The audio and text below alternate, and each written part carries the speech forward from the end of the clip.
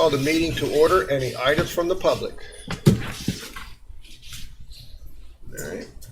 Since there is none, need a motion to approve the agenda, please. I'd make a motion to approve the agenda for Thursday, November the 3rd, 2022. All right. Second. We have a motion on the floor and a second. Any discussion on the motion? If not, all in favor say aye. Aye. Anyone opposed? The motion carries. Any questions on the purchase order? Berry Solution Group, what's the licensing? Which one? Berry Solution Group? For 4,000, what was the amount? Yeah, 4,350. That's for our spam filter, our web spam filter. Okay. It's an annual contract we renew. Oh, yeah. Any other questions? All right. Mr. Ryan, you have one internal budget revision? Yes, sir, you do. The sheriff for the deputy reserves is requesting to decrease materials and supplies by $1,013 to up uniforms by the same amount. The money is there, so it's time to. Okay. All right. Anybody have any questions for Mr. Ryan? Okay, we have one change in status, a letter of resignation received from 911 for Katie McQuaid, effective November 14th, 2022. See, I told you, Will, trying to make you look good.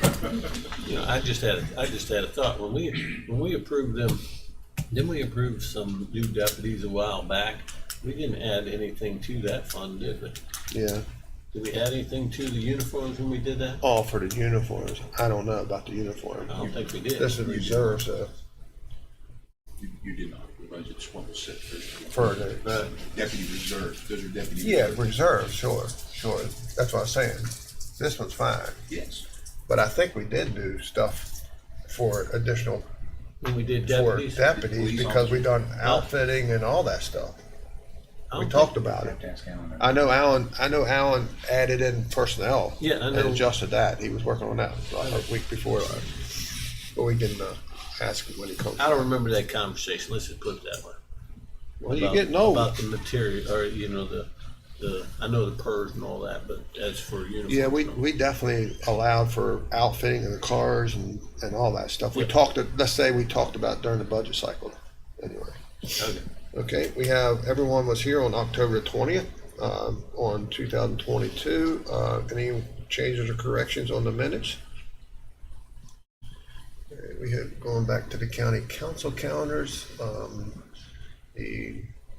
will be closed for election day on Tuesday, the 8th.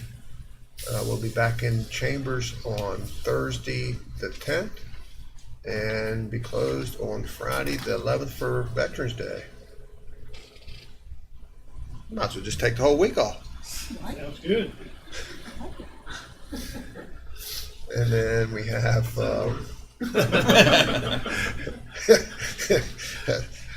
I withdraw that statement. And then on boards and commissions, we have nothing the remainder of this week, and we have on Monday, the 7th, 12 p.m. Region 9, 6 p.m. Planning Commission. Currently, we have 6 p.m. for Airport Authority on Tuesday. No, it's that was a mistake. That we moved the meeting to the second Monday of the month. Okay. So I believe that has been corrected already. All right. Wednesday, 9:30 a.m. Development Authority, 6 p.m. Board of Zoning, 6 p.m. Roundhouse Authority. Thursday, the 10th, we have 6:30 p.m. Fire Board.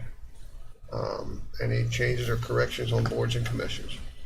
The Region 9 meeting will be at the George Cares Conference Room with the city police, Oh, and yeah. which I haven't been in the building yet, so it'll be interesting. I hope they let me in.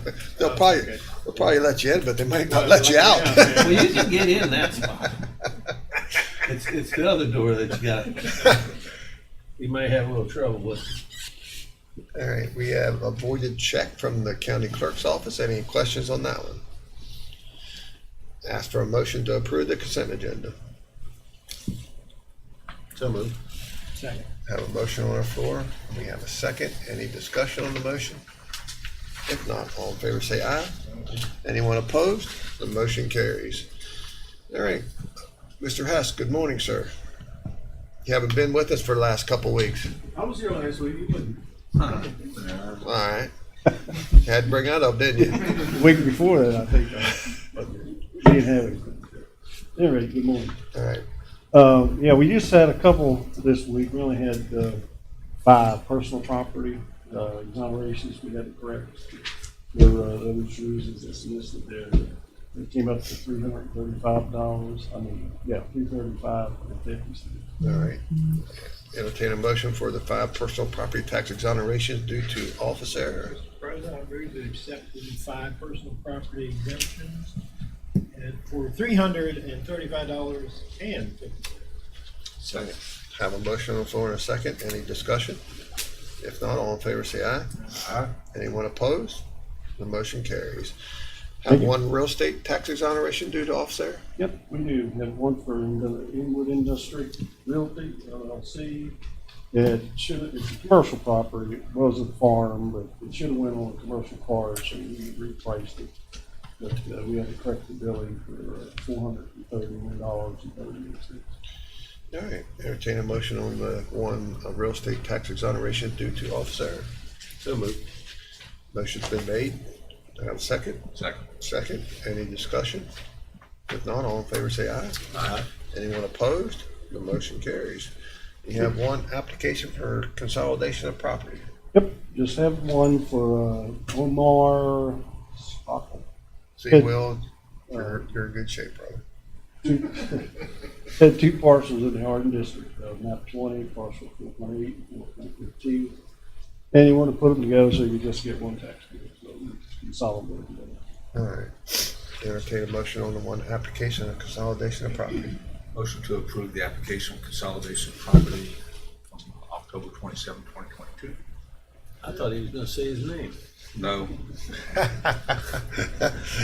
right, we have a motion on the floor. We have a second. Second, any discussion? If not, all in favor say aye. Aye. Anyone opposed? The motion carries. Thank you very much. Thank you. Board and meeting reports, Mr. Barnhart. Thank you, Mr. President. The only board meeting I had scheduled was the Telemon board, and that meeting was canceled due to lack of quorum and has been reset for the 16th. Tracy? 16th. Telemon, rescheduled. All right. Mr. Delia.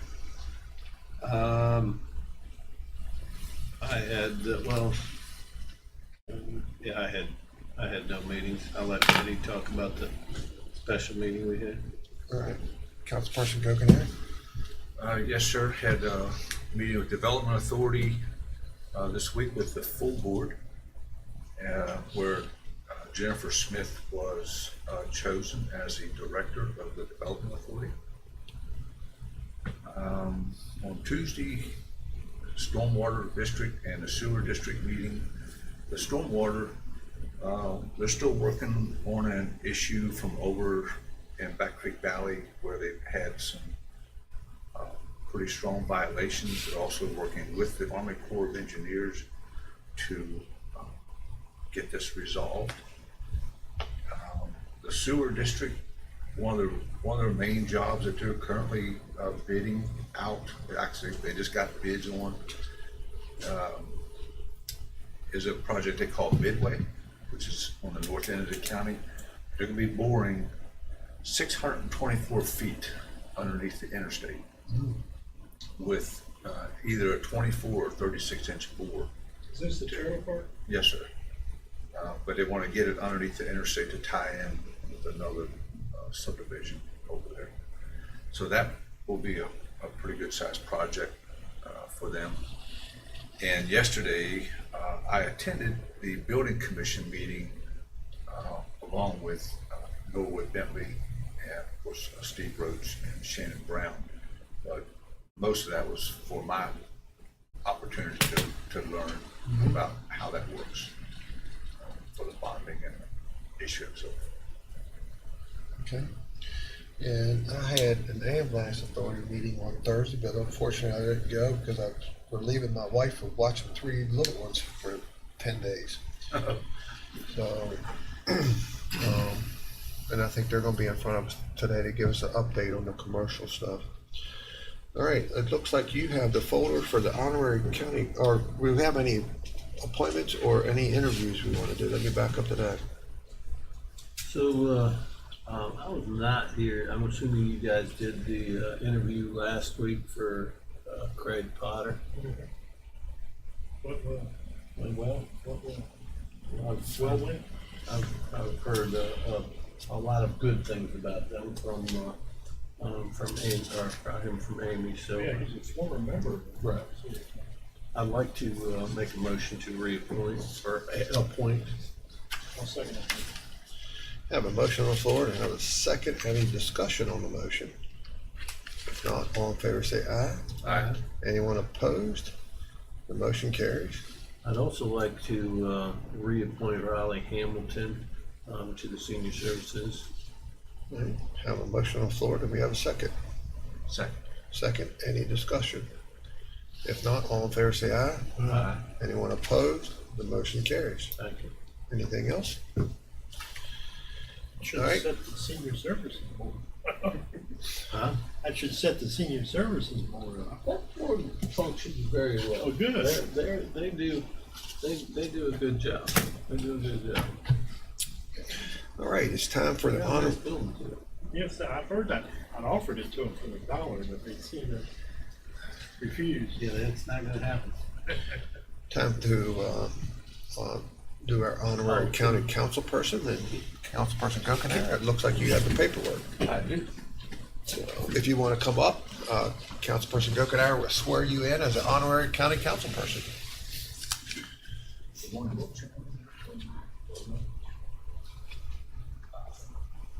Raise your right hand, please. I state your name. Give me your name. What's your last name? Do swear or affirm that I will uphold the Constitution of the United States I will uphold the Constitution of the United States and the Constitution of the State of West Virginia, and the Constitution of the State of West Virginia, and I will work hard to fulfill and I will work hard to fulfill the responsibilities of the office the responsibilities of the office of the honorary council member of the honorary council to member which I have been to which I have been. appointed to help, so help me God. Thank you.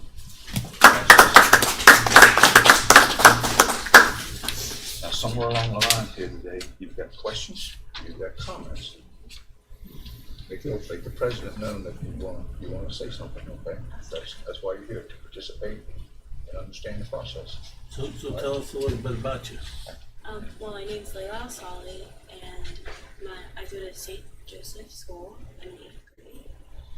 And next year for high school, I plan to go to St. James, and I want to become a veterinarian Good, for my career when I'm older. good. That's a tough career. You'll go to school longer than a MD doctor. Ask her what her mom and dad's do, mom and dad do. Yeah. What's your mom and dad? My dad's a dentist and my mom's an orthodontist. Okay. All right. Thank you. Well, good luck. Thank you. All right. Mr. Wine, we're running ahead of schedule, so let's jump to your 11:45, a bid recommendation RFP, Berkeley County Procurement Card Program. So as you're aware, for the last several years, last decade, the county council has participated in the state's P-card program. In that process, as you well know, we've received 1% rebates paid annually on the purchases we use the card for. Over the years, as the state goes through the gyrations, much as you do when contracts expire, vendors have swapped and they've changed. It's been United, it's been Fifth Third, and it was actually one other that I don't remember. It's been so long. I've been here long enough. I remember back when credit cards before the P-card. And so Alan met with you, and if you remember, everyone agreed to go out on the streets and see what the opportunities were for the county council to do it and opt out of the state's P-card. Yeah, because most of us get 2% back on our card. Right, so that was done, bid was open, Alan, and he mentions in his memo, it was myself, him, Tracy Penny, and Sherry Horvath, all reviewed the opportunities. You had two bids, one from United Bank and one from Truist. He did a really nice overview of what was offered by each vendor, both Truist and United, with regard to fees and rebates. So it looks like the maximum you're gonna get, depending on what you spend, is about 1.25. But United Bank is actually one of the ones that was with the P card, and Penny Interface, she's one of the P card administrators. So their user interface, their interaction as a business unit was phenomenal when they had it.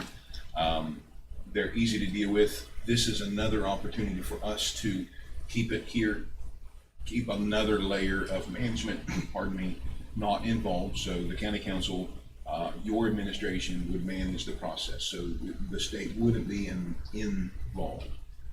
The recommendation unanimously across everyone on that committee was United Bank makes all the sense in the world. Alan also mentions here, you may see some comments, or he calls it pushback from the state. That there have been calls that said, hey, not really sure. Spoke to the young lad back there in the shirt that says, it looks like we do have the legal latitude to do this. So the committee through Alan is recommending that the council move away from the state P card unit and go to a privately held United Bank card and manage it in Berkeley County. And one of the things that was happening with the P card, correct me if I'm wrong, Penny, is they were starting to require us for their approval to spend our own money. Right? And that's insane. I mean, absolutely insane. And I would take it that and this is through the auditor's office, I'm sure. It is. I'm sure that JB's office probably gets a cut of a kickback to do this, right? And that's probably why they would like for us to stay with them. But it's one thing to tell somebody how to spend money if you have the money, but it's another thing to tell somebody how to spend their own money and ask for permission. I'm kind of saddened a little bit that it's not 2% or better, especially with today's interest rates where they are. But it is better than what we have. And the biggest reason why we're making the change is the service, right? Your policies, you have policies and procedures, you have spending limits and rules, you're held accountable at the bench here when it comes across, you're audited at the end of the year. So all of the procedures that are in place to ensure it's all held accountable doesn't change. So, And Tracy, how much we put on the P card right now? It's not a whole lot, but we could do a lot more. Is that right? On the P card, it's only like, or Penny, one of you. Yeah. It's only like, It's minimal. Yeah. It's 20 to 30,000 a month. right. But we used to use it a lot more to pay bills with, but the new bank we deal with, and the state auditor's office became so incredibly hard to deal with that we had to stop using it to pay bills. So I guess my question in the future would be, at least they're smart on how much you spend is how much you get back. And I know we have a fuel card that we use now, but if our payback is better on something like this one, we get done that contract, we might want to look at that. it wasn't when we looked at it 3 years ago. Right. The discount on the fuel was cheaper on the fleet card. Right. Doesn't mean we can't look. Right. I remember a couple of years. Conversation about that with you, Wade. Mm-hmm. I remember a couple of years ago, we asked the question if we could pay the jail bill with the P card, and they said absolutely not. I wonder if we can do it with the credit card. I think that's all about the jail not wanting to take the 3% processing hit Right, on their exactly. revenue, what that was. All They right. said that the P card wouldn't work, that they wouldn't take it. And I know that Penny had discussed issues with when she had a deputy who was traveling out of the area with a transport or something of that nature. She had to call ahead to make sure that that card would be approved after hours to use. And that's a little clumsy. And that's, It is. I can go in the portal, we have accessibility in the portal to flag those. But even when we flag the portal, we still had to make a phone call to the state auditor's office and have them approve what I flagged as the P card coordinator to allow them to travel in the car. outside the state of West Virginia. All right. So, So the recommendation is, if the council sees fit, is to approve to begin this contract January 1st, to go live with the United Bank card on January 1st, 2023. okay, all right. So that means you gotta, all the people who have P cards will get a credit card? They will. It'll be a Berkeley County purchasing card instead of a state of West Virginia card. Yes, sir. How, is that gonna be a problem or? No, Alan's already discussed, that was part of the negotiation. There's no issues with them having it ready, up and running. Penny will have to do a little bit of training as the administrator, but it falls in line with being ready for January 1. All right, entertain a motion on the recommendation.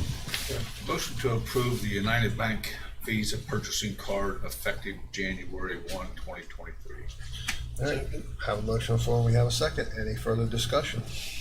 If not, all in favor say aye. Aye. Anyone opposed? The motion carries. All right, Gary, let's go into the bid, start the bid opening for the RFP training for special weapons and tactical office SWAT and school resource officer. I'll speak to the fact that it has been duly advertised, it has been processed. You have your grants administrator back there to come up and discuss with you exactly what it's about and the processes, Tracy. You actually have 3 of them. Oh, I guess it's short. So the very first one that we have at 10, patrol critical incidents. I believe. All right, Supervising Tracy, patrol critical incidents. give us a little, what is it, Warren? The first one I have written on there is supervising patrol and critical incidents, written on the front. Go with read it as is first, make sure you know. Is that the right one?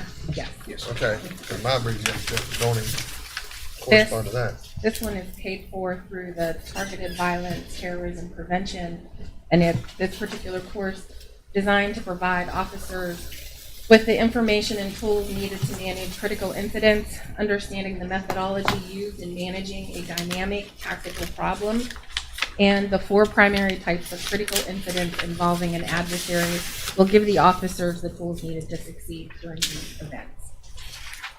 All right. All right, we're close enough. All right, well, now it's my turn to butcher up things. I believe there's just, is there one Eddie? Two. We received 2, so Business. first one's for San Antonio, Texas. And it looks like Controlled Force, maybe is the name. Yep. And the bid is $17,500.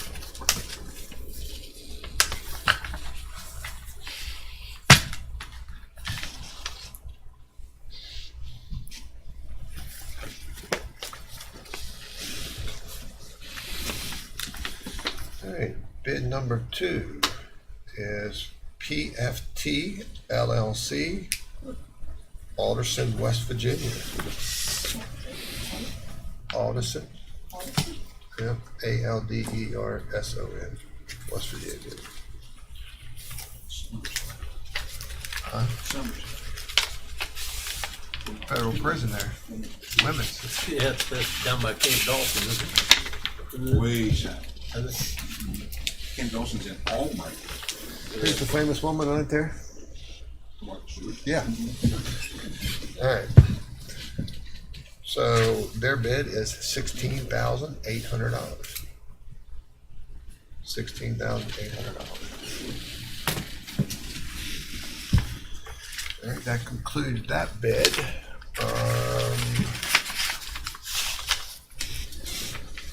You can song and dance for a couple minutes on the next.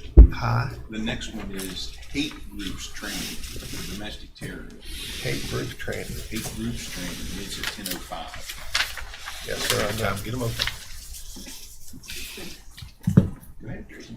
The expected outcomes of this training for law enforcement officers and public safety on an overview of numerous domestic terror groups and critically subservice subcultures encountered by law enforcement professionals on a daily basis. It'll provide a definition of violent extremism and have a focus on identifying individuals and groups that attempt to advance social or political beliefs through force or violence. It'll also expand the knowledge of the First Amendment and the constitutional protections afforded to all groups. It will be able to identify racially and ideologically motivated behaviors and discern between criminal activity and First Amendment protected speech and actions. And this is for all 67 law enforcement officers. Mr. President, just for purposes of clarification, this was also published individually in the local paper and posted on the website. All right. All right, so this one would be for the, like Mr. Ryan said, for the hate groups training class in terrorism, domestic terrorism. This is Proactive Consulting, Inc. out of Colfax, maybe Colfax, North Carolina. Colfax, whatever. $9,200. $9,200. And you said one. Yeah, just the one. Mr. Ryan, you want to continue, or you want us to do something else real quick? You're getting way far ahead, sir. You should probably. I should wait. All right. Tell us a little bit about what's going on, Tracy. With what? What would you like to hear? Tell us all the good stuff you're working. I spoke about your office yesterday on the radio. I just couldn't stand it anymore. We're keeping ourselves just a little bit busy. Yeah. But, you know, the state was talking about, or they were talking about Amendment 2 yesterday, and most of the conversation was the fear of Amendment 2 and not knowing the no, right? Which is always comes with change. That's why people don't like change. And my comment on the radio was, West Virginia is failing as a state. We're losing population. Our children are getting educated for 12 years here and they go somewhere else to college and they don't come back. We were in the red for so many years until recently.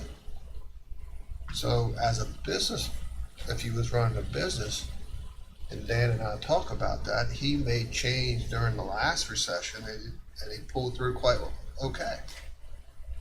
I didn't make the change like I should have. Will, your mom was on there as well. And I paid dearly for that, right? So now you have to realize if the system's broken and something's broken, like the state of West Virginia has been for years, you gotta make change or you're gonna die. And one of the things I said about Amendment 2 was that if you're gonna make a change, you do it when you're secure. And I used the example, when you're young and maybe married without children, you can take risks because you have money, you have the time. But as your responsibilities grow, it becomes more fearful because you have little ones to provide for, right? So what better timing to do this than when the state is the healthiest it's been for many, many years, right? Because now they have the time to organize, to make these changes. If something does go wrong, they have time to make some adjustments. So the timing is perfect. And we all know that we have to make tax changes in the state of West Virginia. And I don't care whether it's on the personal property side or the income tax wise, somewhere it's got to change. And but the fear of change scares 90% of the people. Some people, the fear of not changing scares people. Oh yeah, and I'll use the example with Mr. Stubblefield. You know, when he was here, I mean, the county was 3 months behind paying their bills. They were in the red. Technically, in my opinion, they were in the red. They had $3.89 in their rainy day fund. We was willing to make change. All elected officials was willing to work with us. Our employees were willing to work with us, and look where we are today. So. So you pointed out that Mr. Stubblefield was here. Was that, I mean, it was his fault, or you? No.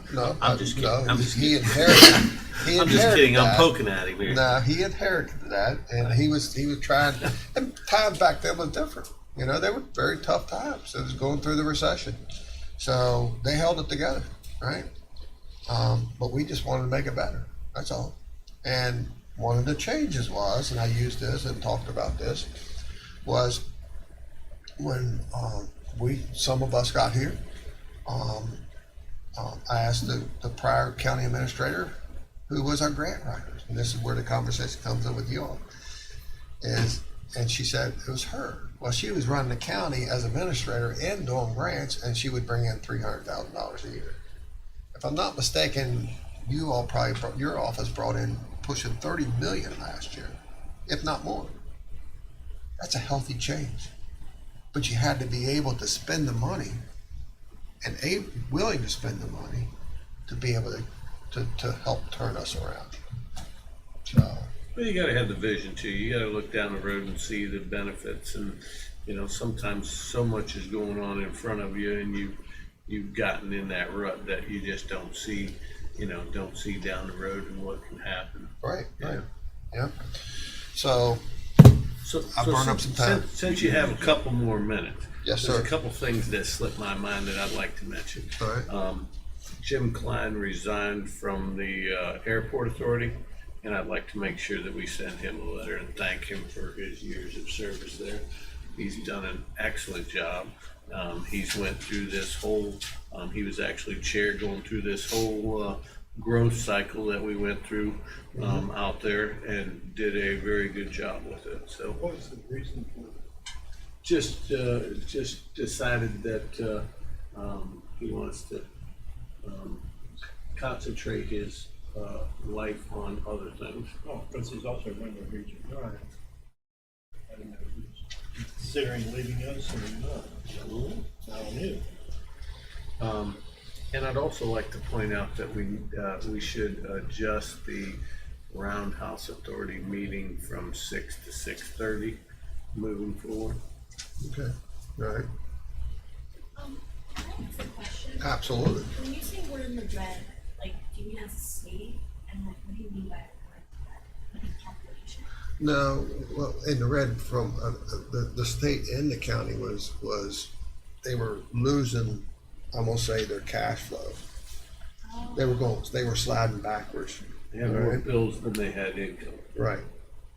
All right. So if you don't correct that, in the private world you go bankrupt. Right? And in the government side, if you don't correct it, the county would be overtaken by the state. Okay? Which has happened. It has. Putnam County, Logan County. Oh, is that right? Yeah. That's school boards. Yeah, but Yeah. it spreads out. Yeah. All right. Ready for the next one? We are. You have a 1010 duly advertised in the local newspaper and on the web, and this one is for domestic terrorism ideologies, groups, symbols, and tactics training and classes. And you received no bids. No bids. No bids. So Tracy, tell us a little bit about what that would have been. This is, would be for all 67 law enforcement officers paid for through the Targeted Violence Terrorism Prevention Grant, and the expected outcomes of this training for law enforcement and public safety, with an introduction overview of numerous domestic terror groups, critically subversive subcultures encountered by law enforcement professionals on a daily basis, and provide a definition of violent extremism and a focus on identifying individuals and groups that attempt to advance social or political beliefs through force and violence. So is this, all these RFPs, are they pertaining to a certain grant as part of the criteria? Yes, the Targeted Violence Terrorism Prevention Grant. So then it sounds like to me that we would have to rebid this. Let the record show we didn't receive any bids on that one. All right, we have another 4.5 minutes to talk about stuff. Tracy has a fitted board recommendation. I'm sorry, say that. Tracy has a fitted board recommendation for labor. You wanna do that? Yes, you've got her on the. Oh, yes, let's do that one. Will's pretty quick at reading too, so you can squeeze him in there. Read them We could. 37 real We quick. could, yeah. This bid recommendation is under the fiscal year 21 Law Enforcement Mental Health and Wellness Act grant program. The funding source is the Department of Justice, Office of Community Oriented Policing. This is for the yoga class for law enforcement, emergency management, and emergency communication. The advertising was, the RFP was published in the Journal on October 12th, 2022, on the county website and circulated through social media, with sealed bids accepted for 2 weeks, closing on Wednesday, October 19th, 2022 at 4 p.m. One sealed bid was received from Marlon Powell, a certified yoga instructor, in the amount of $18,900 or $450 per week or $75 a session for 42 weeks, 3 classes a week at the Sheriff's Department and 3 classes a week at Emergency Management. 1 class for each traditional shift a week. Classes begin on December 1st, 2022 and end on September 30th, 2023. The recommendation is that the bid submitted met all the criteria outlined in the RFP, and therefore I request that the bid from Marlon Powell be accepted. And this is another requirement for a grant. And is that a federal or state grant? Federal. Okay. All right, entertain a motion on the recommendation from our grants administrator, Tracy Gillums, on the yoga instructor. We have a motion on the floor. A second. Any discussion? If not, all in favor say aye. Aye. Anyone opposed? The motion carries. All right, let's go on to the bid opening for 10:15. You have another one duly advertised on the website, as well as the local journal, for specialized training for special weapons and tactic officers, aka SWAT, and you receive no bids. Another requirement. And I know some of these grants was paying all the overtime for our deputies to do these courses. Is that right? This one didn't, Did. but we still have some outstanding that haven't been awarded yet that did. Okay. All right. So, my question then, and maybe we'll hold this and ask Alan when he comes back, if we're doing this grant, is there something that we need to put some money to the side for overtime? For these particular trainings, what are you asking, what, are they I- inclusive of time? I don't know. I know that the SWAT team trains twice a month. So I don't know how that all But we'll works. talk with the sheriff and Alan and get that squared away. See what, make sure we make the proper adjustments if needed. All right. Thank you, Tracy. Thank you. All right, thank you, Elizabeth. Let's go ahead and do the famous Will Lawrence as Judiciary Supervisor for the State of Council month of November. 37 for final and 2 estates for interim. Yes, still the same numbers, council. Good morning. Good morning. Today I present the 39 total estates for your approval for settlement for the month of November 2022. As President Copenhaver alluded to, 37 of these estates are presented for final settlement, while 2 are presented for interim settlement, meaning that the estates of Jeffrey L. Gould and Deborah L. Roenig will remain open despite this council's consideration of approval, while the rest will close indefinitely. All 39 estates are identical to those listed in your read-ahead. Furthermore, all estates have been adequately published in the Martinsburg Journal, as well as noticed both individually and actually serving as legal notice in satisfaction of West Virginia law. Without any objection from any interested parties present here today, I ask for this council's consideration of 39 total estates for settlement for the month of November 2022. All right. So I entertain a motion on the 39 estates for the month of November. So moved. I was gonna say, anybody? All right, we have a motion. Wake up, you all. Kind of busy over here. Well, I'm pretty monotonous. It's okay. It's all right. I have a motion on the floor. Do we have a second from this side? I said second. Were you not paying attention? Hey, you see he's got hearing aids in? I need a pair too. I can hear Penny touching her pen. I'll second that motion. All right. Any discussion on that second? Yeah, Anything to say? yeah.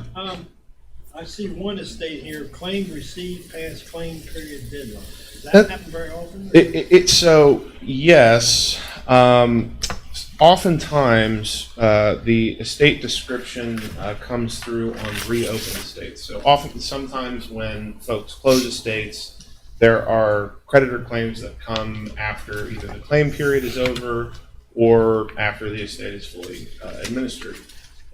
Do personal representatives have to deal with those creditors through our process? No, but they do open themselves up to personal liability. You have the legal obligation to deal with any, legitimate claims of debt. So the ramifications of dealing with those fights between creditors and estates aren't adjudicated on our level if the estate's closed. They're adjudicated at the magistrate court level, or if the claim is big enough, at the circuit court level. So they just wanted to avoid that and deal with it here. Put me to the test there. You satisfied with that answer, Mr. Barnhart? Any answer would have satisfied me. I was wanting him expound on something. Okay, yeah. You can tell he's up there wanting to expound. And, Yeah, and plus we had 7 minutes to burn up, right? That's yeah, right. That's right. I was trying. I gave it a Well, shot. we got 3 minutes left. You want to try again? No, it's up to I'm a Dan. pretty good dancer. You guys. All right, all in favor say aye. Aye. Anyone opposed? The motion carries.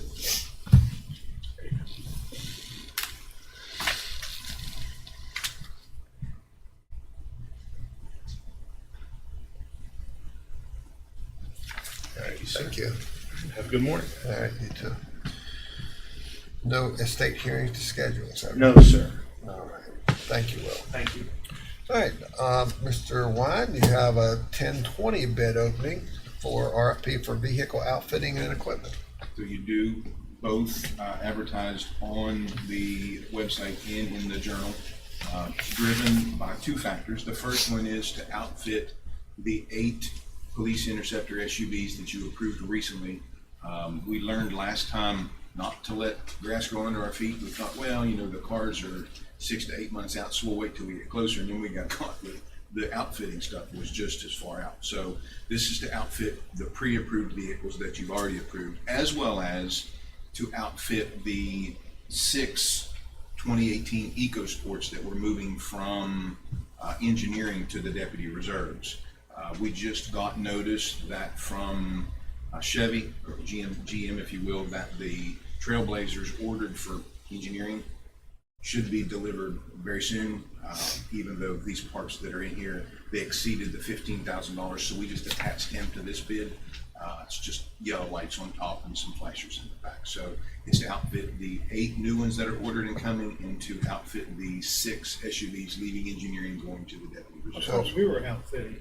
This is material This is only. material. We do install. This is just material. As always, Mr. Wine, when he's in charge of something, I've never heard any complaints about us doing this stuff. It's been great, but usually we have things we gotta send back because of the wiring or something. All right, so thank you, Mr. Wine, once again for your expertise in fulfilling the needs of the county. All right, so we have bid number 1. Priority Install LLC out of Gaithersburg, Maryland, which we're familiar with them. A total bid, let me do it this way, for the 8 Ford Police Interceptor Explorers, $111,469. For the 6 2018 Ford EcoSports, it's $18,192.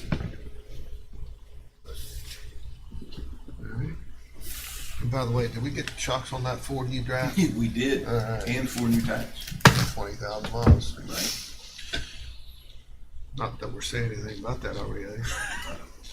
I gotta see my chiropractor. All right. So the next one is, looks like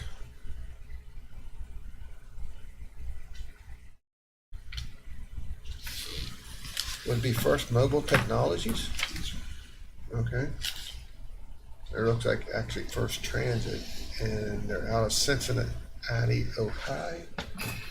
They're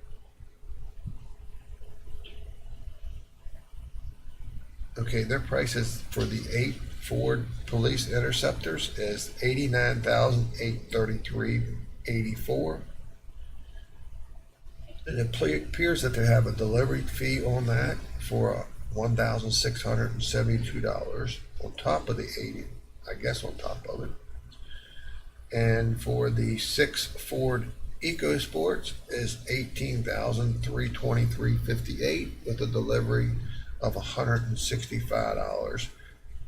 Total lump sum bid for everything it looks like is $108,257.42.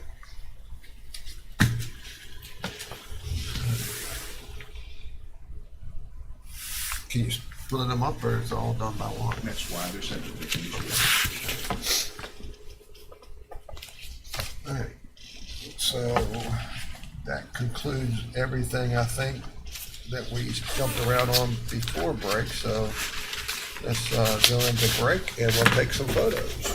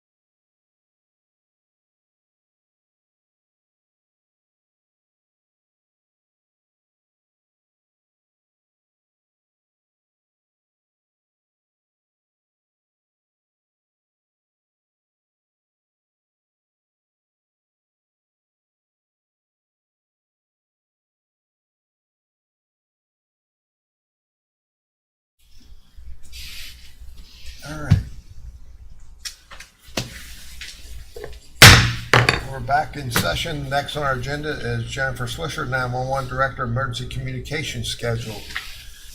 Good morning, Jennifer. Morning. How are you? I'm doing well. How are you today? Well, I'm fine, but I didn't miss 2 sessions. Is that I right? know. I do much better now. Thank you. All right. Tell us a little bit about your schedule. Sure. Currently, we are working a 10-hour schedule with a rotating time zone throughout the day. We have people that start at 8 a.m., for instance, at 10 a.m., 12, and throughout the day, and it builds up through our day. I was contacted by my staff asking if we would consider the possibilities of going to a 12-hour schedule. And I told them that I would research it. I also wanted to put it out to my staff to see how many were actually interested in it. So we put out to vote. All were interested, highly interested in it, except for 3 staff members. And typically that would be the older people probably. In this case, it is one of our oldest employees, tenure, and 2 of our younger employees, just due to. And I only say that because we used to work 10-hour days, and I'd be willing to do 12-hour days, but I don't have as much energy as I once did. No, I understand it, and I wanted to do some more research, crunch some numbers, to make sure that it was going to be feasible with our budget. And so I did some research. I worked with Administrator Davis to make sure that this was something that we wanted to pursue. So my total approved staff right now is 39 employees. If all employees if we had that number and we were working with that level, we would have 36 of them working 12s and 3 of them would be working 10-hour shifts. But I did it all based on the numbers for 39, just in case through attrition we lose those 3 people and we just move to a standard 12-hour shift. Our median salary for our employees is $55,550, which is an hourly rate of $26.70 an hour. We are looking to build in overtime with the schedule. I was going to say, because would it not be 3 days one week and 4 days the Right. next. So it would be 36 hours one week, 48 the next. 4 hours of that would go back to the 36-hour week, which would make that whole at 40. And we would have 4 hours of building overtime for every pay for the employees. So, it averages out to about $160 per employee per pay extra into their pay. Is what it would be per employee. And that per pay, if we had the staff of 39 at the 12 hours, would be just under $6,300 a pay. Would be additional. Annually, it would be just under $150,000 extra. This past year, with going to the 10-hour schedule that was approved, we saved just by going to the 10-hour schedule, just in 8 months, $40,000. And so, with balancing that out, I believe that this 12s we would pay a little bit extra, but I think our cost savings and not having to cover some shifts would pretty much make us flush over a year's time. How would this affect your staff if they had a very busy day, meaning like the accident on 81 with the black ice and stuff? Would would their endurance be there from the mental So side? from what I've seen previously, having worked the schedule myself previously and other staff members at my previous agency work in it, actually busier is better. They seem to do a little bit better. They're a little bit more alert. Right. And I'm not saying that it's perfect for everyone either. So there are some people that might not do as well, and then that would give us the option of moving them back to a 10-hour schedule. This would be an evaluation, a trial period of 6 months is what I'm proposing. Okay. To evaluate it. Because I think if they were able to do it, I think it'd be great, because of the time off. I mean, that's one of the reasons why it's very tough on central dispatch is that it's, most of your staff are women, right? Trying to raise a family. And just think if they can work 7 days instead of 10 days in a 2 week period, it gives them more time at home. The 10-hour days allows you to stay home one day, which you don't, in today's world, you don't have to spend the money on fuel to get back and forth. Where if you're doing it in 3 and 4, it's even better, right? So, and by the way, we are working 10-hour days again. But. Yeah, and it is really good, and those are definitely some of the benefits. They'll have every other weekend off. They will be able to plan their schedules out for the year, which is, even though we're doing a 6-month trial basis, the hope is that this will work out very well for them. This is a schedule that's used throughout many communication centers and their neighboring agencies, and it's proven to work out very well for them. There's always disadvantages to any schedule, and we're not going to be able to make everybody happy, but we think this 12-hour shift will make the bulk of our employees very happy with the schedule. Mm-hmm. And I think it's actually helped with our recruiting. This is our first class, our biggest class that we've ever been able to recruit, and part of that was with the hope that they're going to 12s. That would make the 9 people that just came in really happy. They're fine with the 10s, but they're hoping for the 12s as well. Mm-hmm. And they weren't in our initial build. My biggest concern about it would be, I know we've had conversations about the mental stress level with that job and how important breaks are and having a place to unwind and that type of thing, and putting them through that additional every day. That would be my biggest concern with it. A lot of times we're unfortunately having to work them 12s anyways to fill overtime spots, and there are a lot of them already doing that. All of my supervisors are working 12s right now because we're down one supervisor. We are adding an additional break into the 12-hour schedule. I was going to say, we talked years ago about scheduled breaks. Yeah, so we have scheduled breaks now. We have a scheduled lunch break that's paid, and they have 2 10-minute breaks. We're going to be adding another 10-minute break into that as well. So that actually is giving them, out of that 12 hours, 1 hour of break time spread out. Yeah. Mr. President, they could assume the space that the county council created for them. They have break areas, they have lunch areas, they have rooms to lay down in, so. Decompressed areas and stuff like that. Because the reason I remember years ago, my son-in-law's an air traffic controller, so he works about, and you know how stressful that is, and about every hour and 45 minutes he gets a 20-minute break, and they just go in another room, do what they want, and they come back, and it just, and they were working 10-hour days a long time, and he works a lot of overtime. So, but yeah, that's those breaks are very important. So how do other agencies around handle, is there other agencies around our area that are doing 12-hour shifts? Sure, yeah. So most of the agencies are doing 12s. We were actually, when I came here 2 years ago, they were doing 8s, which is kind of the old standard, I guess. There are still some agencies that do 8s, but not very many. Most people are doing 12s. That's very common in the 911 industry.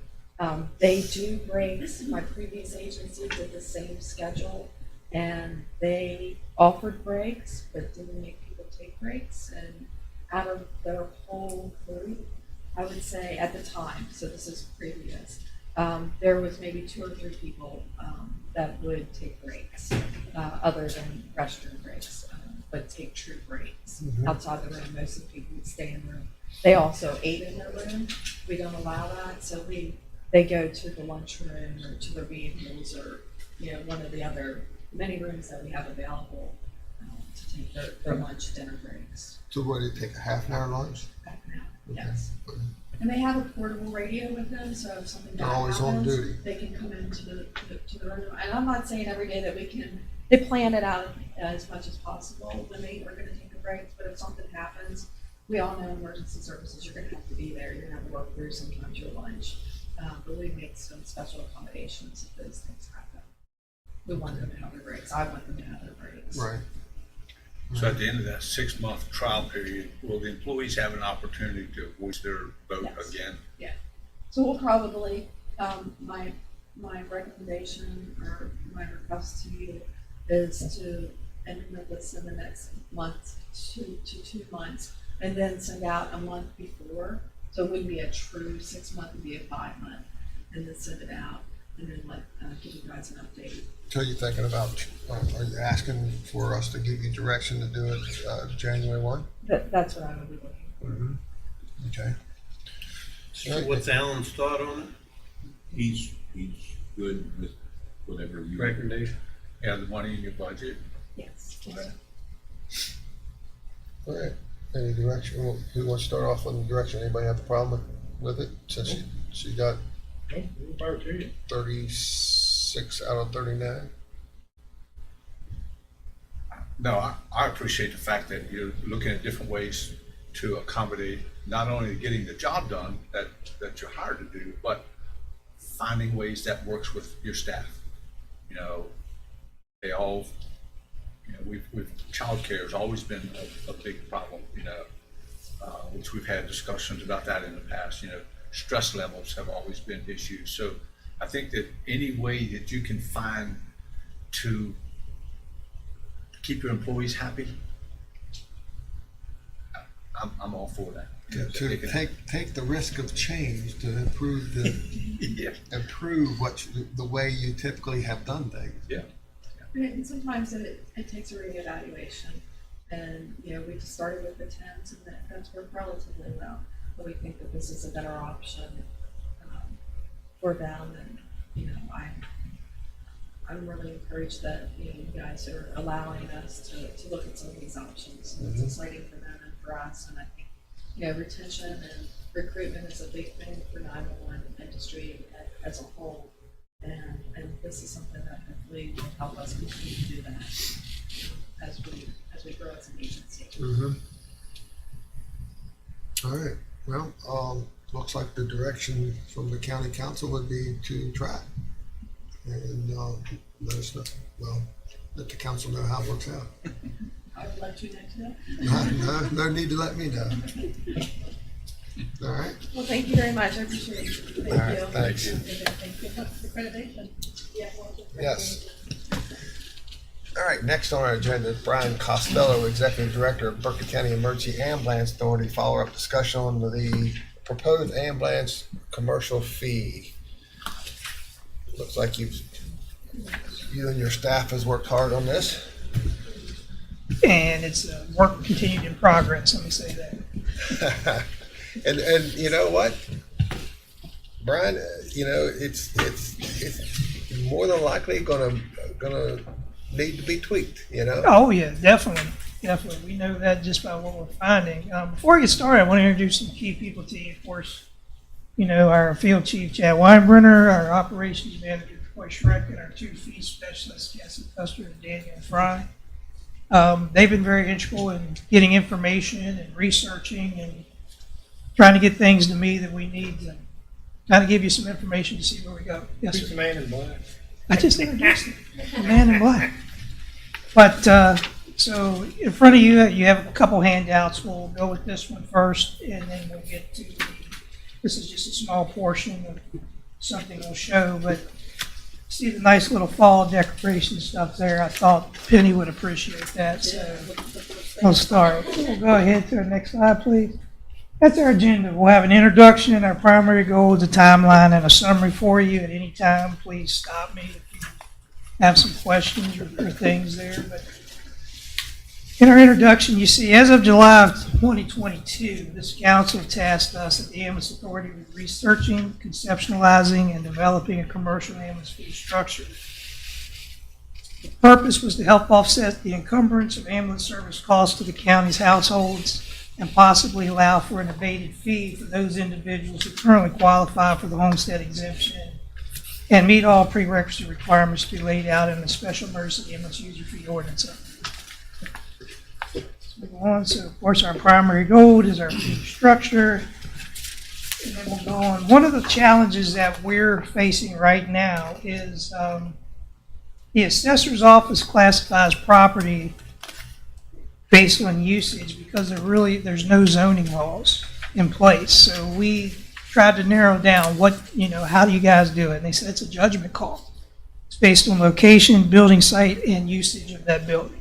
So what we found going on even further is our next slide, is our next challenge is as we begin to capture data, is we found 173 accounts that are considered mixed residential commercial that we're going to have to filter through and investigate, and flip-flop that are mixed commercial residential. One of those being CMG Holdings LLC out of Hedgesville, which is also known as Tomahawk Motorsports Park. They flip on both sides of that fence there. Another one was Berkeley County Youth Fair. Is it a business? It's listed as exempt. Exempt, yeah. But it's, in all purposes, it's a business, and we're filling churches, so when you look at that, when you look at how they come to these decisions, the fair is listed as exempt. But they're in business. They're renting those buildings. They're having events there year round. So we're looking at this. We're trying to determine how the assessor is listing things and how that's going to correlate with what we're going to build. Do you have calls for the youth fair property now? I'm sure we do. During events, yes. Oh, I would imagine. Well, so you wondered how many. So I can tell you right now, we had 18 patient interactions during the week of the youth fair, and I think 6 transports. But they also have events during the year, so I don't know if you have any of that information. You know, they'll have people that come in and have dog shows, be there 3 days. They'll have horse shows, which could definitely have. Yeah, I went to a 50th wedding anniversary. They have birthday parties, so if somebody You up falls, there dance on the somebody dance has. floor, they'll have to have an ambulance. They have Although weddings. I understand you're quite the dancer, Jim. Yeah, They have. that's history. They Huh? recently had a History. trunk or treat there. That there was over 1,300 kids that came through there for a trunk or treat. Well, I mean, you have one accident, that's a call. And trust me, I love the fair, and I'm not beating up on them. You're We're not just picking trying to them pick.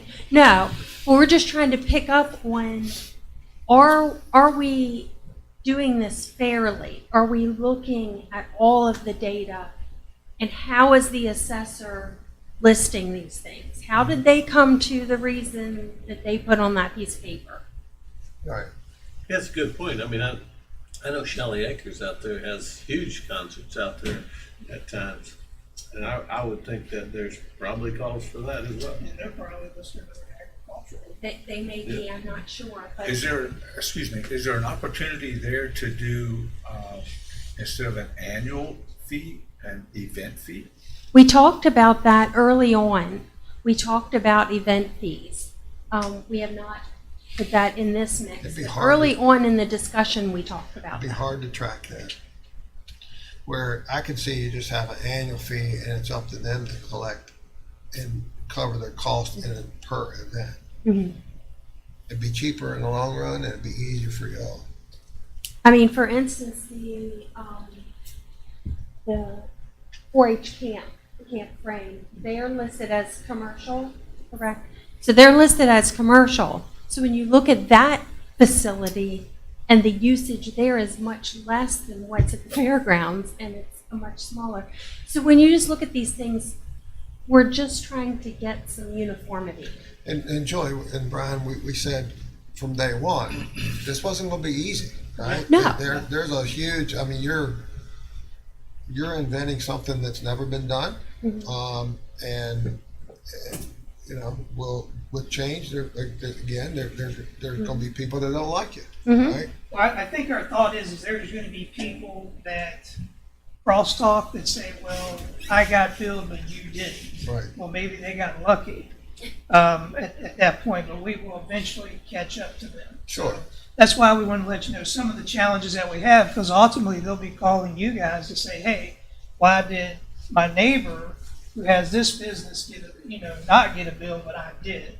So, that was one of the reasons to bring this up, is that these are some of the challenges still that we'll have as we move through this. Let's go to the next one. Okay, so what have we been able to find so far? Well, we took the data provided by Mr. Wine's staff and backed out the different things. We were able to find over 1,383 accounts right off the top that we could look at. 242 of those we pulled back out because those are known apartment complexes or buildings that we would bill under the household side, because residential living units. That left us with about 1,141 billable accounts confirmed, of which the number 49 there, what we're calling our Tier 8, which we'll show you here in a minute, those are accounts of 100,000 plus square feet that are fairly large. Next slide. So the first thing, I know Councilman Douillet had asked this question the last time we were in here, as to what we believe our costs would be as we're looking at it. So we went and met with the assessor's office. We have over 8,059 residents that qualify for homestead exemption based on age, and another 1,150 that That's qualify. 8,059 accounts, Counts, not yeah. people. That's accounts. the accounts, yes, Right. accounts, I'm sorry. And then another 1,150 accounts based on disability. It was Councilman Gokenheimer's desire to give those folks a $25 abatement. So using those figures, that's what we came out with, for a total abatement cost of $230,225 just for that homestead exemption abatement. We looked at our startup costs for billing, because it's going to require billing software that's similar to what we have, but independent, at about $20,000 using county IT is what we're guessing. Could be more, could be less. Then the reoccurring cost would be an additional staff member and supplies and postage annually. So we figure the startup cost would be about $321,975 with a reoccurring cost of a little over $300,000 annually. So the next one is the dreaded, what we put together so far. As you can see, we have 8 tiers there, all based on square footage. We've given you 3 base option amounts. The option 1 is what we originally talked about, but based off our numbers, you can see that's going to bring us well short of breaking even. Option 3 is double that amount, puts you at about $445,100, and then option 2 is the middle ground. And option 2 would break even in a couple $1,000s ahead. Correct. Option 2 would break you even with a little bit on the bone. To the right, you see the average cost square foot using option 2 based on each level. So, if folks say, hey, I understand the dollar amounts really look big, but when you look at per square footage, it's really kind of minimal. So the question is how do we factor out our Tier 8 accounts? Those are the big ones. So I didn't, I was never good at algebra, so I tried to make it as simple as possible. In this case, we're going to use a client that had 500,000 square foot. They would have a base amount of $1,125 using the option 2, and that would cover the first 100,000 square foot. That would leave them with 400,000 square foot remaining, which we would divide by the base amount of 100,000 square feet, which gives you the number of 4. So if you multiply 4 times your base amount, that's $4,500. We would back out 25% of that for that remaining square footage, giving you a number of $3,375. So you take the reduced amount plus the base amount is $4,500. That's what that 500,000 square foot would cost that business, which equates to less than 1 penny a square foot when you look at it. Now, I'll go through the secondary spreadsheet here. just to give you an idea, if you look, take this spreadsheet here and go to the last 2 pages, you'll see Berkeley County Board of Education would be one of the biggest accounts that we have. As you can see, they have about 3/4 of page number 5 on this big sheet here. That's not up there. And then a portion of the second sheet, and their total square footage amount is a little over 1.889 million square foot. So you'll see there an FB number. What that FB represents, that's currently what the Board of Education is charged by the fire board, $28,695.99. Based off of the tier 8 that we're recommending, the ambulance side would be $16,312.50 is what we would bill. So we understand that those are big dollars, but that's a lot of buildings, a lot of kids, a lot of adults, a lot altogether. So that was just to kind of give you a little bit of where some of those tier 8 accounts wind up being because of the square footage. Another one would be, Berkeley Plaza, General Motors, Quad Graphics, P&G, places like that. So we'll move on to what we consider, as you know, with the household fee, there's late penalties assessed to a household fee if not paid on time. So the question is what would we do with the commercial side? And after discussion, we figured that a 5% late fee would be assessed on the delinquent counts after the first 6 months, because the hope is to bill this in January, from a January to December timeframe as compared to a fiscal year timeframe. And a minimum late fee would be $25, would be assessed on accounts where $25 is less than 5%, because that's what we put on the household, So that's why we looked at that. Let's move on to our timeline.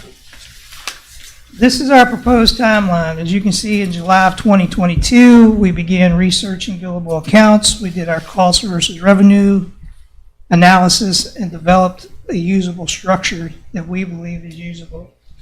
We're now in November of 22, where we're presenting this to you. In January of 2023, our plan is to have a finalized, updated ordinance in place. We'd like to have a 12-month window to send letters to these businesses so that they can plan for that in their budgets, that, the county has approved this is what's coming, this is what we assess your business to have. That way, if it's different, maybe they've sold something and we don't have that information, they can reach back out to us and there can be that dialogue. And it also allows us time for our software development. In July of 2023, the new fiscal year, if the county so chooses to do the homestead abatement, we would say that that's when that would start. And we understand that that comes at a revenue loss for us of some sort as we budget into our next fiscal year. And then we're looking at January of 2024 when the first bills go out to the customer saying that, hey, this is the first commercial billing. So, Brian,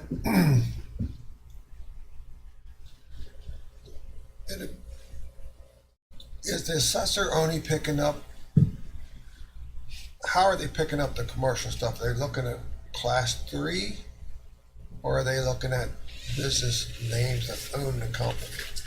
The way that they have it is by those 3 criteria that we said earlier. As I'm assuming when someone comes in and files, that they look at the location, the size, and the usage, and then they make the determination what classification is. That's about as much as we were able to get from John Street, right, George? I spoke with John, and that he said it's a judgment call. They use location, building size, and usage. Because some of your commercial could be in private names, some of it could be in LLC names, some, and leased commercial.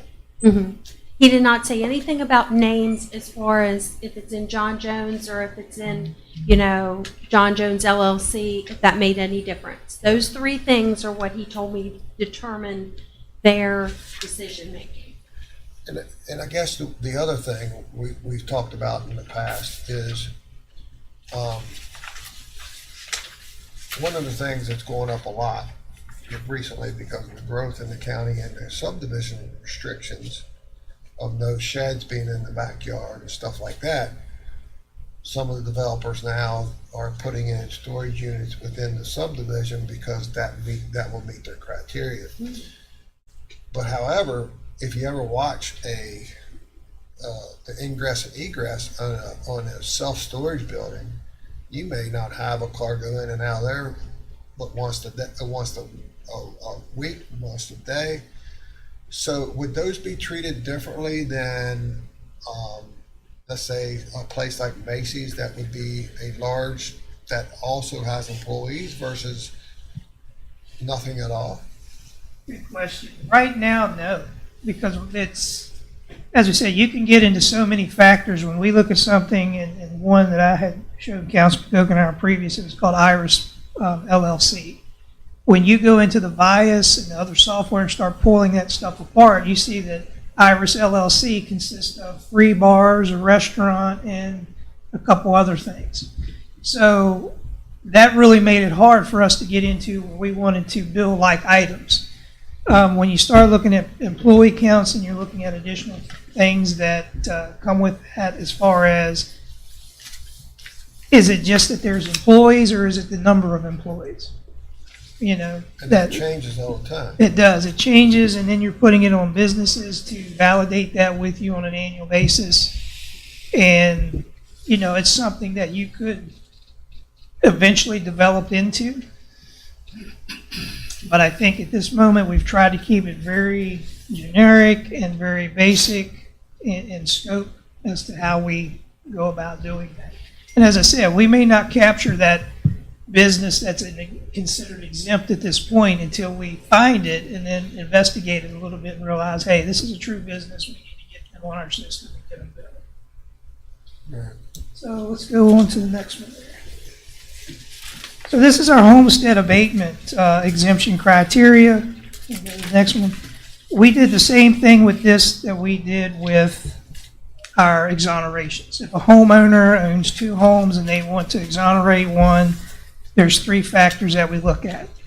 First, their account or accounts of the homeowner or owners requesting the abatement privilege have to be current and up to date, no different than the exoneration.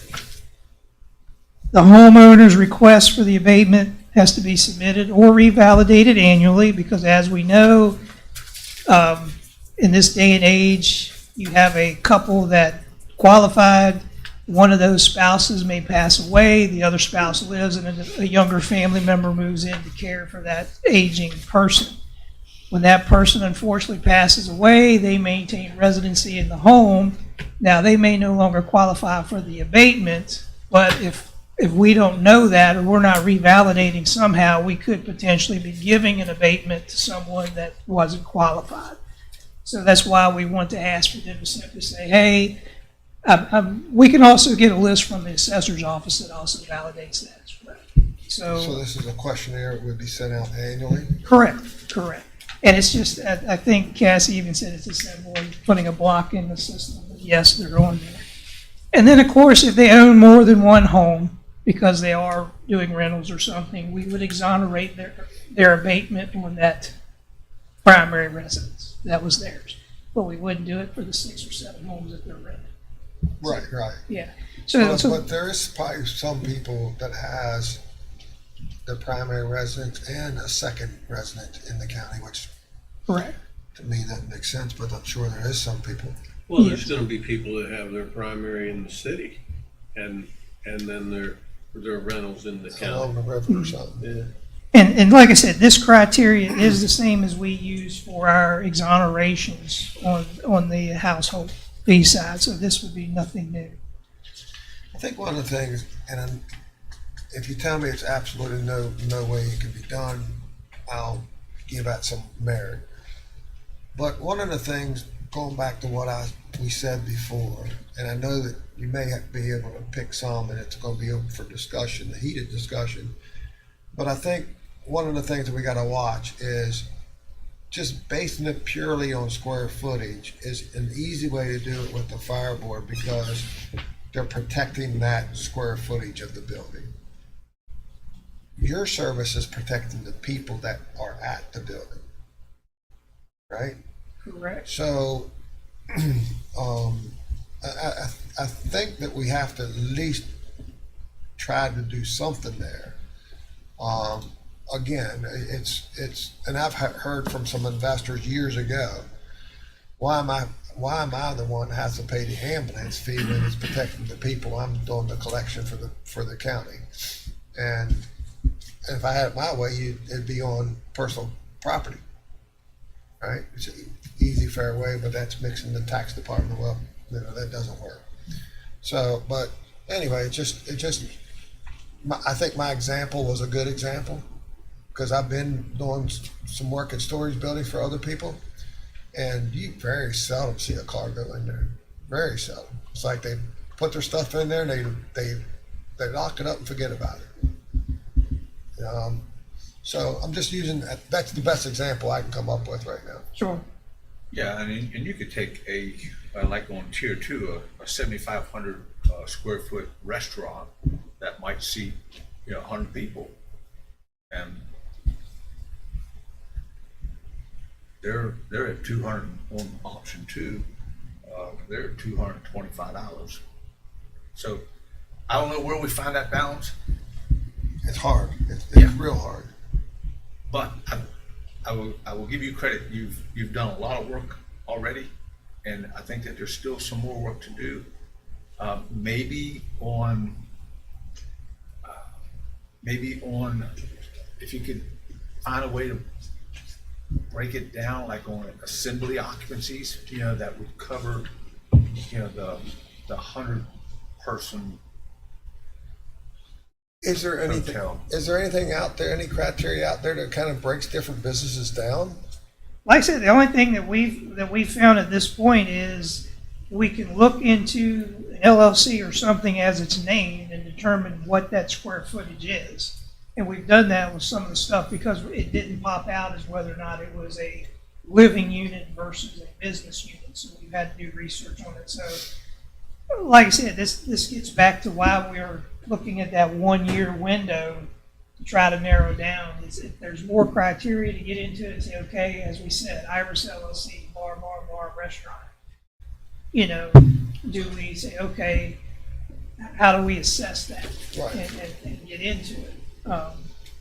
I'm sure it could be done. The work is going to need, we'll continue to work it if that's what our guidance is given to us. I'm just curious if there's something out there already that tears that down. And I don't. Let's say I guess this is a crazy, and it's so hard. I'm not saying that you have to do it. I'm just saying I understand it's very difficult because a warehouse for just strictly storage, Yeah. and we know we got plenty of them, may have 20 people per shift, but Macy's may have 2,000 people per shift. Correct. How do you treat those two different? Because we know there's a lot of warehouse space going in Berkeley County right now, and it's like, how do we? Well, what do you do with the business that comes in and says, okay, you want to assess me a $15,000 fee, but I would rather donate a product or something usable with that dollar amount because they can do different things through Right. that, Right. taxable donation or whatever they consider. So there's a lot of different things that could potentially come up. Yeah. We can we'll just continue to narrow down on it and keep working on it. Well, it's just like, Brian, this discussion that was had with Joy about the youth fair. I think if you have that discussion, you'll come to the right answer. It's when you don't have that discussion that you're going to create problems. But when you vet those areas of concern and you beat them around the table, you'll come out with something that's as fair as can be. I think January 1 is a pretty aggressive timeline. Well, That's 2024. Oh, 20. yeah, 2024. But I thought you was going to put them on notice of 2023. I wanted to because I thought that was the guidance here that they wanted something in place by January of 2023. I'm here to tell you that's not going to be possible. If that helps you, Eddie. Thank you. That's what No, I don't said. take Thank the you. pressure off of it. No wonder the guy don't have no hair. We were doing good when Doug wasn't here. What do you mean? Oh, Oh, my. you mean last week? You weren't here either. No, I mean, it's a couple, what was it, a month ago? He wasn't here the last meeting we had for this, remember? Yeah. He said, go ahead and get us something by this time. Yeah. See, Brian, No, but it is important. It is important to let these entities know that there's a change coming to them financially, and that to give them an opportunity for budgeting is important. You I know, agree. so maybe if you just send a kind of a Very general letter. that does not include a number. I don't know how exactly we do it, but to be prepared that you're going to be assessed. Well, here's the nasty part of it too, is we don't know what kind of legal recourse will happen. Someone, I'm sure, would say, hey, I want to challenge this as to the legality of it. The good thing is you get a decision, so you know one way or another. The bad thing is that kind of holds you up. But, so yeah, that's. I think the legality of it would be fine, but I think, like you said, it's gonna, it could delay the process. But I mean, like we said here before, and Eddie knows this better than anybody up here, the traffic goes up and down 81. That may stop at a gas station, may stop at a restaurant and stuff. If they call your ambulance or the ambulance authority for the ambulance to show up, zero cost. That's not fair to the people that live here, right? So I think, we got a lawyer in the room, but I think the legality of it probably, if not, he would have probably already stopped you. But it will. Can people challenge things? You darn right they'll challenge. They can challenge. People can certainly challenge things. The law is pretty broad on a fee. It can be for commercial, included. It's just specified that only the gas stations right along 81 had a payments fee, and everybody else did. Probably wouldn't be held up. If it's broad across the board, this is each structure. Right. Okay. I got a feeling you send out letters that you're gonna be assessing the fee within the next year and a half. You're gonna get a lot of information. Yeah, I'm sure I would.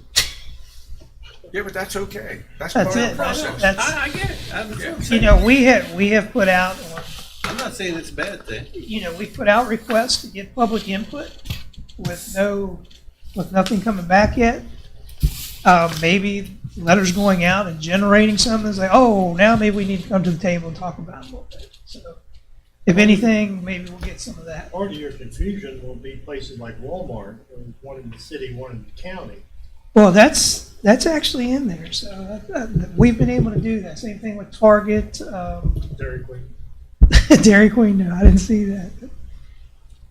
Anyway, I think I'm going to just skip the summary side for now, basically, because what we were, feeling that we needed something is we were going to recommend option 2 or 3 to the county to look at, for proposing, and we would begin quarterly reports back in April 2024 to let you know what we were generating and the percentages and the monies, and then also request the approval of the exemption status. But I think we'll just kind of forego that for now because we got some more homework to work on. But I will leave you with what I call the food for thought there, is that business opportunities are not like buses. There isn't always another one coming, so we got to make sure we do something. And then we'll finish up there with just the simple thank you with my information, and subject to any questions you guys may have. No, Brian, thank you. As Councilman Gokenhauer said, thank you all for doing what you're doing. It's not an easy task at all. The problem is, once you get done the legwork and it works, then there'll probably be other people in the state of West Virginia do the same thing. As we normally lead the charge, right? And I don't know if there's anybody else out there in another state that might have already done what you're doing. I'll get into a deep dive research, see what we can find, but I haven't found anything locally as of yet. Something that's not tied to a tax base. You can find a lot of that, but you're just not something that's independent just really isn't popping up saying, hey, here's what we're doing. Even what they're doing to the east of us is a very unique concept that they're not even using occupancy either. It's all based on square footage of building. Right. Yeah. All right. Okay. Well, thank y'all. Y'all have any questions? No. No, keep your foot on the accelerator. All right? He's trying to say, keep the January date, it sounds like to me. Well, I just think that if we can, the more information, the more of a heads up that we can give them, I think the more fair it makes us. Good. So I think what we can do is take, you guys have the first 6 pages of about a 48-page layout there. If we take that and kind of begin to break that out, as I told you, what each business consists of based on what we can find, we can broaden it out from there and see where we go from there. Yeah, I mean, this whole thing is truly, number one, we agreed with you that you needed additional units on the street. There's no question about that. So the only way to do that was to increase the fees. But then, so that we don't go back and hurt folks who do not have the ability to work a little bit of overtime, maybe to pay their job because they're on homestead exemption or they're disabled, they don't have that ability to make additional money. So to be fair to them, who has carried the ball the whole way since 1988, to be fair to them that we initiate a commercial fee in fairness. And we truly, we do want to be fair. We want to be fair to the commercial businesses that we have as well as the folks that live here. So I think that the more discussion that's had, that we will get there. I do believe that. Okay, sounds good. All right, thank y'all. Thank you.